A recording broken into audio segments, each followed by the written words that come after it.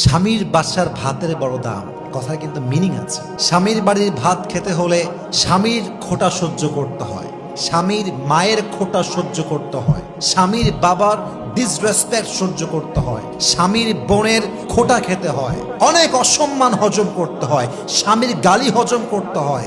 তাই মেয়েরা বলে স্বামীর বাড়ির ভাতের বড় দাম। আমি কথা বলবো, কথা সত্য, তবে একটা কথা অ্যাড করতে হবে। যদি আপনার স্বামীর বাড়ির ভাতের দাম এত বেশি মনে হয়, তবে মাথায় রাখবেন বিয়ের পরে স্বামীর বাড়ির ভাতের দাম যে পরিমাণ বেশি, আপনার নিজের বাপের ঘরের ভাতের দাম তার চেয়ে বেশি। বুঝবেন, জাস্ট তালাকটা নিয়ে বাসায় যান, তাহলে বুঝবেন। জাস্ট তালাকটা হোক, বাসায় যান, 3 মাস থাকেন, 4 মাস থাকেন, 5 মাস থাকেন, স্বামী নাই তালাক হয়ে গিয়েছে, তখন বুঝবেন স্বামীর বাড়ি ভাতের দাম বেশি নয়, এখন তো মনে হচ্ছে বাপের বাড়ি ভাতের দামই বেশি হয়ে গিয়েছে, ঠিক কিনা বলেন?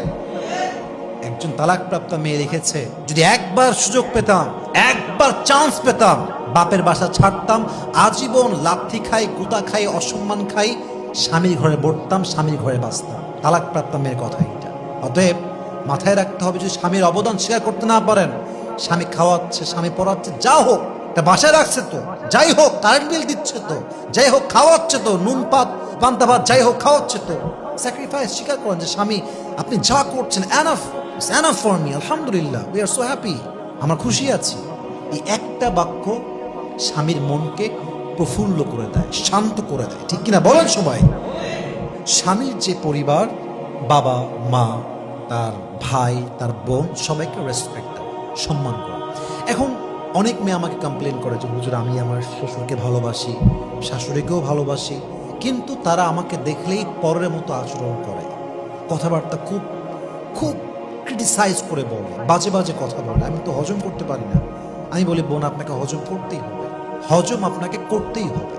আচ্ছা, একটা কথা ভাবেন তো, আপনার শাশুড়ি আপনার সঙ্গে রান্নাঘরে 2টা বাজে কথা বলেছে, অথবা ঘরে বসেছিলেন, 2-1টা কথা বলতে বলতে বাজে কথা হয়ে গিয়েছে, রাগ করে বললেন স্বামীকে, এই তোর ঘর করবো না, ঘর আমি ছাড়লাম। আমার অবাক লাগে সেই মেয়েদেরকে দেখলে, যে এই মেয়েরা শাশুড়ি একজন মায়ের মতো। আমি কথা ভুল বললাম না ঠিক বললাম বলেন? শাশুড়ি মায়ের মতো, অবশ্যই তার মা এটা। আচ্ছা, এই শাশুড়ির সঙ্গে ঝগড়া হইল বলে আপনি ঘর ছাড়লেন, আপনি যে বাসায় গেলেন, আপনি তো মিয়া মায়ের সঙ্গে প্রত্যেকদিন উঠতে বসতে ঝগড়া করেন। হ্যাঁ, মেয়েরা ঝগড়া করে মায়ের সাথে, রান্নাঘরে ঝগড়া, খাইতে বসে ঝগড়া, রুমের মধ্যে ঝগড়া। তার মানে কি? একসঙ্গে থাকলে ঝগড়া হয়, স্বাভাবিক, ন্যাচার। তো আপনি মায়ের সঙ্গে ঝগড়া করলে